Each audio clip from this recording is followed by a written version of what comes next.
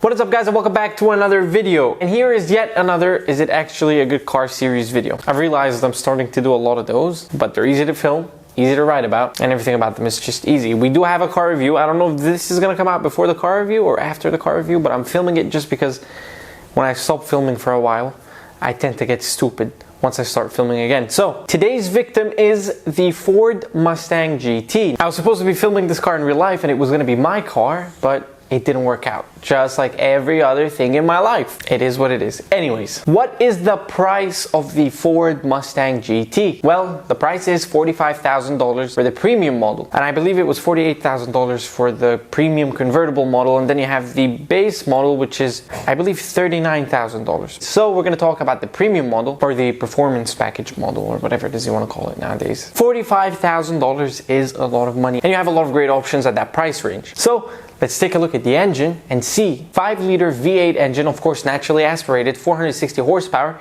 and 410 pound-feet of torque. And it does 0 to 60 in 3.9 seconds. So technically it is a 3-second car, but not so much a 3-second car, because I don't think there's a Mustang GT that's out now that can do 0 to 60 in 3.9 seconds. I think it's a little bit exaggerated. I think 4.2, 4.3, this is where the GT would lie, or maybe 3.9 seconds, okay? Who am I? You know what? There's gonna be a video that I will put as I usually do, and it will show either the car got 3.9 or not.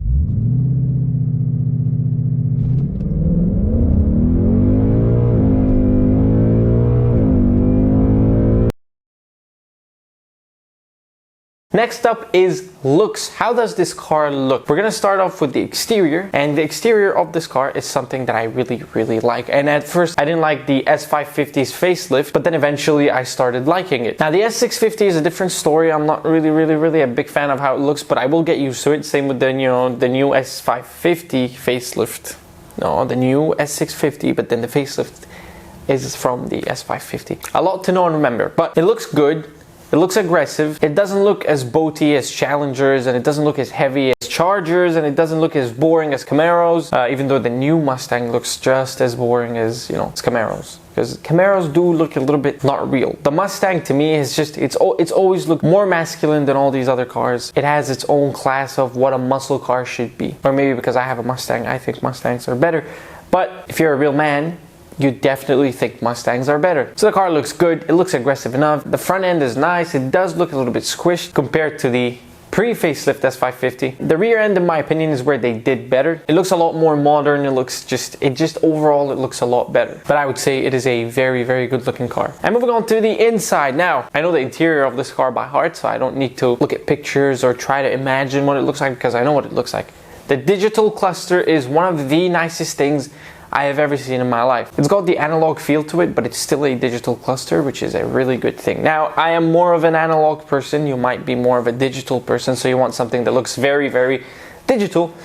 But in my opinion, combining both to make something really nice is a very smart thing that Ford did. You get the usual leather seats. They're nice. They're not the worst thing ever in terms of holding you down when you're driving. But if I had money now, I would have definitely bought bucket seats for my car, because on low to medium speeds it's fine, but if you're going at high speeds and you're trying to take a corner, or if you're at the track trying to take a corner at high speeds, you're just going to be wobbling all over the place. So seats are fine, they hold you down to some extent. Maybe they're better in the newer GTs, and just in my Mustang EcoBoost it is the worst thing ever. They are comfortable, but they're fine. They're fine. You do get your sync screen. You do get the switches that you flip down there that I never know the name of. The interior of this car is quite attractive. It is simple, but not too simple, like where's my money going? So yeah, you have 2 seats in the rear. Definitely not for use of adults, and if you don't care about your kids, you put them back there. I definitely wouldn't want to sit in the back of my Mustang for too long, but we move. The interior is nice.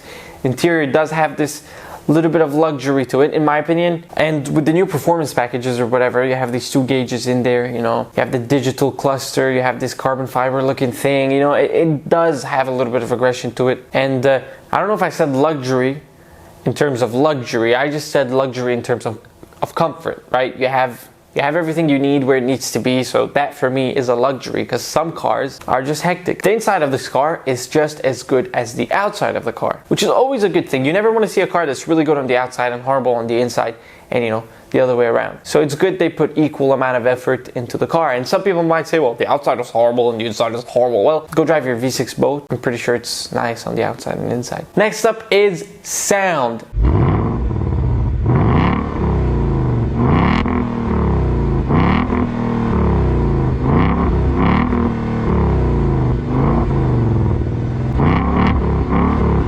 Now, the Mustang GT to me is one of the nicest sounding V8s. It sounds very, very nice. And now put Ferraris and supercars on the side. I'm just talking about, you know, your usual V8 sports car. It sounds really, really nice. Well, where was I?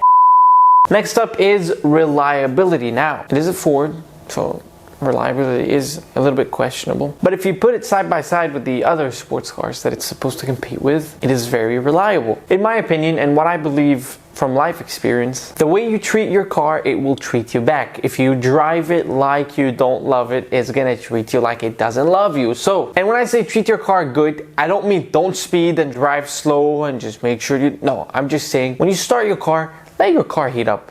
You know, when it's time for an oil change, change your oil. Take care of your car. Don't leave everything till the last minute, because if you do, everything is going to come together hand in hand to make your life miserable. So, no element of surprise, because the element of surprise creates element of surprise. If you're going to surprise your car is going to surprise you back, and you better believe you'll be more surprised than your car ever was. It is a reliable car. I have the EcoBoost Mustang, and apparently the EcoBoost is way less reliable than the GT. I haven't had that many issues with the EcoBoost Mustang. Yes, I've had my issues here and there, but it is a 7-year-old car and it does have over 60,000 miles on it. Next up is practicality. Ford Mustangs have the biggest trunks I've ever seen in my life. You can fit anything in the trunk of a Ford Mustang. I'm not saying this based on what other people are saying. I'm saying this based on what I have seen and experienced throughout my years of owning the EcoBoost Mustang. You can fit as many luggages as you want. You can fit as many groceries as you want. You can fit as many people. Okay, let's not say people.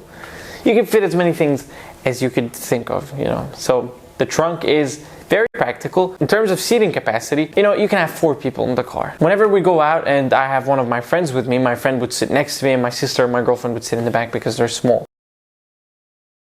And that all brings us to the main question of today's video. Is the Ford Mustang GT actually a good car? And to quickly answer that question for you, yes, it absolutely is. You have a massive aftermarket scene, you have massive aftermarket support.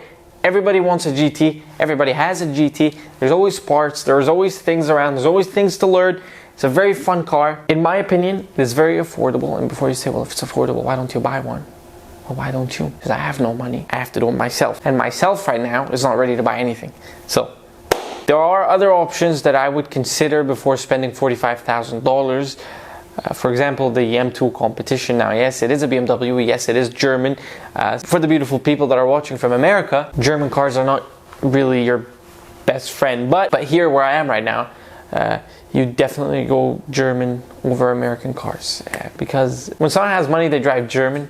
When they don't have money, they drive American. My dad drives German. I drive a salvage title American. So it's, you know what, I'm happy. It is disappointing, but I'm glad I don't live off other people's stuff. I'm gonna live off my stuff. When the time comes, see my dog right there? He's having relations with his bed. And I have to film a video through it. I hope you guys don't hear any of the... Oh, hi. Hi, sorry to disturb you. But anyways, it is a great car. And yeah, I hope you guys enjoyed today's video. If you're new here, don't forget to subscribe. And if you happen to live in Dubai and you have a nice car and you don't mind us reviewing, comment down below and we're gonna touch with you and we'll review your car. Never gets this part right. I guess it's something I'm always going to say now. But yeah, I'll see you guys next video.